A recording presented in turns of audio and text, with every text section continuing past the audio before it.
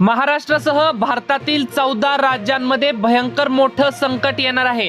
अनेक राज्यांमध्ये आपल्याला वादळी पाऊस आणि गारपिटीचा तडाखा बसणार आहे। भारतीय हवामान विभागाने या संदर्भात अलर्ट देखील जारी केलेला आहे।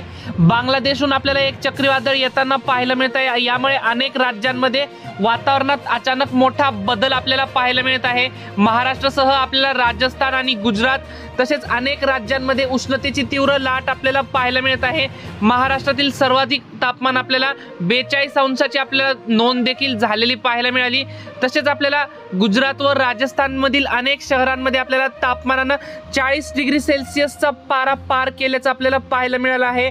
तसेच 17 शहरांमध्ये महाराष्ट्रातील सलग दुसऱ्या दिवशी आपल्याला तापमान हे सलग 40 पेक्षा जास्त आपल्याला पाहायला मिळत आहे। 18 मार्च पर्यंत आपल्याला उन्हाचा चटका कायम पाहायला मिळत आहे। तसेच आपल्याला हवामान खात्याने विदर्भातील 3 जिल्ह्यांमध्ये आपल्याला पुन्हा एकदा तापमानाचा इशारा दिला आहे। अकोला, यवतमाळ, चंद्रपूर या 3 जिल्ह्यांमध्ये 24 तासाचा उष्ण तापमानाचा इशारा दिलेला आहे। गेल्या 3 दिवसात आपल्याला विदर्भामध्ये तापमानात मोठी वाढ आपल्याला झालेली पाहायला मिळाली। होळीनंतर आपल्याला तापमानात झालेली वाढ आपल्याला नागरिकांसाठी चिंताजनक आपल्याला पाहायला मिळत आहे।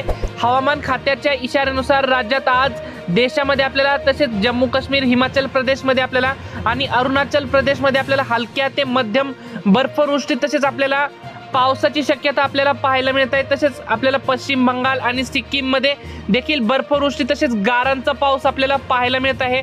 14 ते 16 मार्च दरम्यान आपल्याला जम्मू काश्मीर या भागांमध्ये सुद्धा आपल्याला जोरदार वादळी बर्फवृष्टी आपल्याला पाऊस पाहायला मिळत आहे।